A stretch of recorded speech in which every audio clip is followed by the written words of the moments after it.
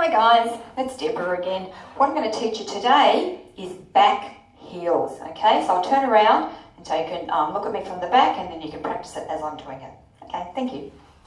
Okay, so weights on the left, we're going to do back heels. So basically, it's exactly what I'm saying. We step back on the right, heel. Back on the left, right heel. Back on the right, left heel. Back on the left, right heel. So that's 4 back heels. Okay, so weight starts on the left. We'll do it with a count now. So 1, 2, 3, 4, 5, 6, 7, 8. We'll do it starting with the weight on the right, the back heels.